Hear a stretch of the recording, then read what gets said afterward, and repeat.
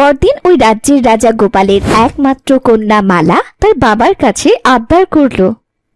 কি হলো আবার সোনা বাটার হঠাৎ রাজ দরবারে? বাবা বাবা, আমি খুব রাগ করেছি বাবা। রাজপুত্রবালা চিঠিতে আমাকে 3টি প্রশ্ন করেছে, সে লিখে পাঠিয়েছে। যদি আমি এই 3টি প্রশ্নের উত্তর দিতে পারি তবেই সে আমাকে বিয়ে করবে। প্রশ্ন 3টি খুবই কঠিন বাবা। তুমি এখন রাজ্যে ঘোষণা করে দাও যে ওই 3টি প্রশ্নের উত্তর দিতে পারবে তাকে 100 স্বর্ণ মুদ্রা পুরস্কৃত করা হবে, আর না পারলে গর্দান নেওয়া হবে। আচ্ছা আচ্ছা, বেশ। মন্ত্রী মশাই, শুনলেন তো আমার রাজকন্যার কথা। এখনই রাজ্য ঘোষণার ব্যবস্থা করুন। যথা আজ্ঞা রাজা মশাই।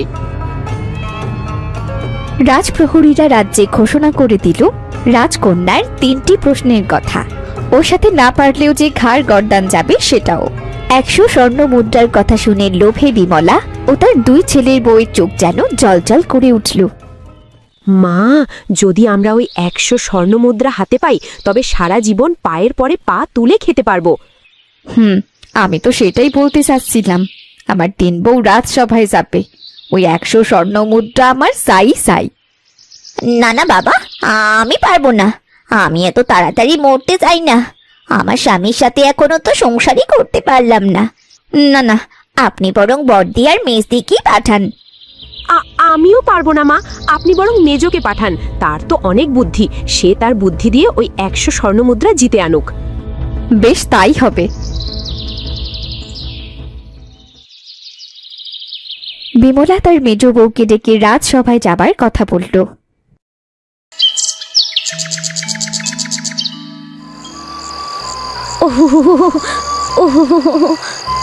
আরে কি হলো তোমার? এভাবে কাঁদছো কেন বন্ধু? তোমার সাথে শেষ পর্যন্ত আর মনে হয় থাকা হবে না বন্ধু। আগামীকাল আমাকে রাজকন্যার 3টে প্রশ্নের উত্তর দেবার জন্য রাজসভায় যেতে হবে। যদি উত্তর দিতে না পারি তবে যে আমার গর্দান যাবে। ও, এই কথা। শোনো বন্ধু, প্রশ্নের উত্তর মুখস্থ নয়, বুদ্ধি দিয়ে দিতে হয়। এই নাও, এটা তোমার কাছে রেখো। তুমি পারবে বন্ধু, আমি সব সময় তোমার সাথে আছি, তুমি চিন্তা করো না। তুমি যখন বলেছ তখন আমি পারবো বন্ধু, আমার আর কোনো চিন্তা নেই। পরদিন মেজ বউ তার ঘোড়াটির সাথে নিয়ে বাড়ি থেকে বেরিয়ে রাজসভার উদ্দেশ্যে রওনা দিল। রাজা মেজ বউকে দেখে খুব অবাক হলো।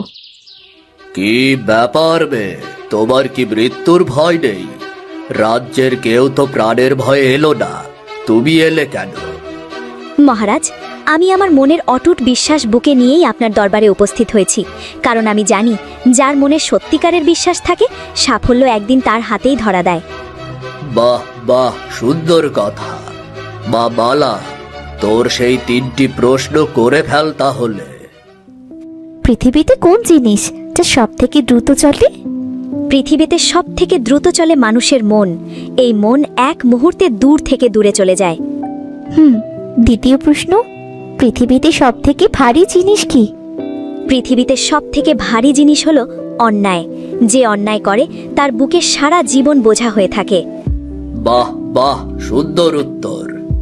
তৃতীয় প্রশ্ন হলো, পৃথিবীতে সব থেকে মিষ্টি জিনিস কি? পৃথিবীতে মিষ্টি জিনিস হলো ভালোবাসা, যা দিলে কমে না বরং বাড়ে।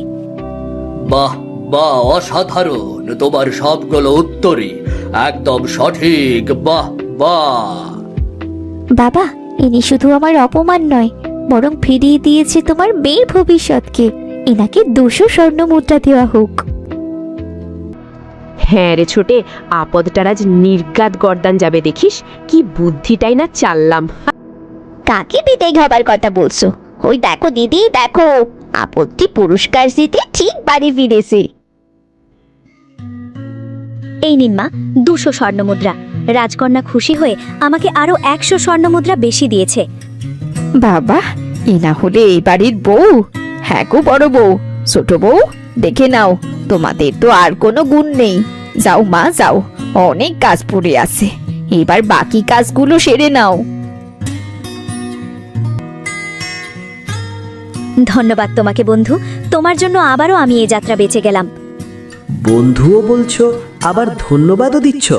সত্যিকারের বন্ধুদের মাঝে ধন্যবাদ নয়, থাকে শুধু বিশ্বাস আর পাশে থাকার প্রতিশ্রুতি। সত্যি তো, আজ আমি খুব খুশি। সারা রাত তোমার সাথে আজ গল্প করব। এখন বাড়ির কাজগুলো সেরে নি। তুমি তো অনেক কষ্ট করে এসেছো বন্ধু, তুমি এখানে বসে একটু বিশ্রাম নাও, আমি তোমার সব কাজ করে দিচ্ছি।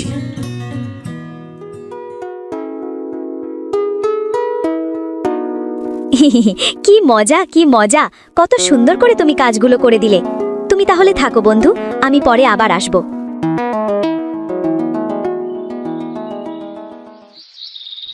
বেশ কিছুদিন কেটে গেল। হঠাৎ একদিন বিমলা গুরুতর অসুস্থ হয়ে পড়ল। ধীরে ধীরে সে সম্পূর্ণ শয্যাশায়ী হয়ে গেল। বড় বউ আর ছোট বউ ধীরে ধীরে বিমলাকে এড়িয়ে চলতে শুরু করলো, কিন্তু মেজ বউ দিনরাত এক করে শাশুড়ির সেবা যত্ন করতে লাগলো। এক মুহূর্তের জন্যেও তাকে একা ছাড়লো না। আমি মনে হয় আর বাঁচবো না রে মেজ বউ। এমন কথা বলবেন না মা, আপনি আবারও সুস্থ হয়ে যাবেন। বড় বউ ছোট বউ ওরা তো আমার কাছেই আসে না। আমার ঘরে এলে ঘেন্নাতে তাদের কাপড় চেপে চলে যায়। যাকে এত কষ্ট দিলাম, শেষে সেই আমাকে দেখে শুনে রাখলো। তোকে অনেক কষ্ট দিয়েছি, পারলে আমায় ক্ষমা করে দিস মা। এমন করে বলবেন না মা, আমি তো আপনার সন্তানের মতো মা। সন্তান ভুল করলে মা তো বকতেই পারে। আপনি মোটেও চিন্তা করবেন না, দেখবেন কিছুদিনের ভেতরেই আপনি আবারও সুস্থ হয়ে যাবেন। গুণ টেনে বুড়ির সেবা যত্ন করতে বয়েই গেছে। কদিন পরেও মরবে, তারপরে ওই হতচ্ছাড়িকে এই বাড়ি থেকে ঘাড় ধাক্কা দিয়ে বের করে দেব। দিদি, আমার মনে হয় ওই ঘোড়ার ভেতরেই কোনো জাদু টাদু আছে। ঘোড়াটি যেই দিন এই বাড়িতে এসেছে সেই দিন থেকেই হতস্থারিটা কোনো না কোনো ভাবে সব কাজে সফল হচ্ছে। এছাড়া দেখেছো, ও তো আগের থেকে আরো অনেক সুন্দর হয়ে গেছে। এটা তো আমিও খেয়াল করেছি। তোকে বলবো বলবো করে আর বলা হয়নি। আজ থেকে ওকে একটু চোখে চোখে রাখতে হবে। সেদিন রাতে মেজ বউ তার ঘোড়াটির পাশে গিয়ে মন খারাপ করে চুপ করে বসে রইল। কি ব্যাপার বন্ধু, তোমার আজ আবার মন খারাপ কেন? শাশুড়ি মাকে দেখে খুব কষ্ট লাগছে। দিন দিন তিনি আরও অসুস্থ হয়ে পড়ছে। তাকে দেখলে আমার নিজের মায়ের কথা মনে পড়ে যায়। আমি চাইলে অনেক আগেই তাকে সুস্থ করে দিতে পারতাম, কিন্তু তার শিক্ষা দিতে হয়েছিল। যাকে একদিন অবহেলা আর অপমান করা হয়েছিল, আজ শেষ পর্যন্ত সেই তার সেবা করছে। নাও বন্ধু, এই ওষুধটি শাশুড়িকে খাইয়ে দাও, দেখবে সকাল হতে না হতেই তিনি সুস্থ হয়ে উঠবে। এই সময় বড় বউ ও ছোট বউ আড়ি পেতে গোয়াল ঘরের বাইরে দাঁড়িয়ে সব কথা শুনছিল। মেজ বউকে বাইরে বেরোতে দেখে তারা দ্রুত সেখান থেকে সরে যায়। মা গো মা, কি সাংঘাতিক কাণ্ড! আমাদের বাড়ি কিনা জাদুর ঘোড়া। হ্যাঁ রে ছোটে, এজন্য তো বলি নদীর স্রোতের ভেতর থেকেও সে কি করে বেঁচে আসে। দিদি, আমাদের আগে এই ঘোড়াটিকে শেষ করতে হবে। ঘোড়াটিকে মেরে ফেললে ওই অপয়াটা বাড়ি থেকে দূর হয়ে যাবে। পরদিন ভোরে বড় বউ আর ছোট বউ চুপি চুপি মিলে গেল গোয়াল ঘরে। হিংসায় অন্ধ হয়ে তারা ঘোড়াটির গায়ে আগুন ধরাতে যেতেই ঠিক তখনই অদ্ভুতভাবে আগুনটি ঘুরে তাদের দিকেই ছুটে এলো। মুহূর্তের মধ্যেই তাদের কাপড়ে আগুন লেগে গেল।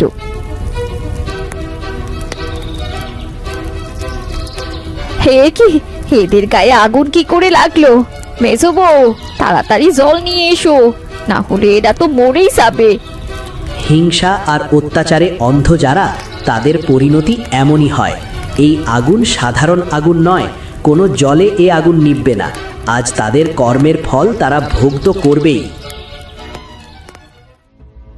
কে তুমি? আমি মা, আমি তোমার ছেলে। তোমরা নীলুকে এত অত্যাচার করো যে আমার আত্মায় শান্তি পাই না মা। তাই আমি ঘোড়া রূপে নীলুর কাছে এসে ওকে সব সময় সাহায্য করেছি। খোকা, খোকা তুই আমাদের ক্ষমা করে দে খোকা। ওগো, তুমি! তাই তো তোমার কাছে এলেই আমার মনে এক অদ্ভুত শান্তি লাগতো। আহা, তুমি এতদিন আমাকে কিছু বলনি কেন? আমার সম্পর্কে বললে তুমি আরও কষ্ট পেতে বেশি নীলু। আজ আমার আত্মার শান্তি মিলেছে। অত্যাচারীদের নিজ হাতে শাস্তি দিতে পেরেছি। ওদের দু ভাইকে আমি কি করে বলবো খোকা? ওদের সে আমার কাছে রেখে গিয়েছিল। ওরা আর কখনো বাড়ি ফিরবে না মা। তারা যেদিন বাড়ি থেকে বেরিয়েছিল সেদিন তো অনেক ঝড় ছিল। সেদিনের সেই ঝড়ে তারা দুই ভাই অ্যাক্সিডেন্ট করে মারা যায়। এটা তুই কি করে বললি? আমার যে সব শেষ হয়ে গেল এই সর্বনাশী ঝড়ে। আমি এবার আসি নীলু, নিজের যত্ন নিও। ওগো ওগো, কোথায় গেলে তুমি? একবার ফিরে এসো, আর একবার। আমি যে আবারও ভীষণ একা হয়ে গেলাম। আহা হা হা।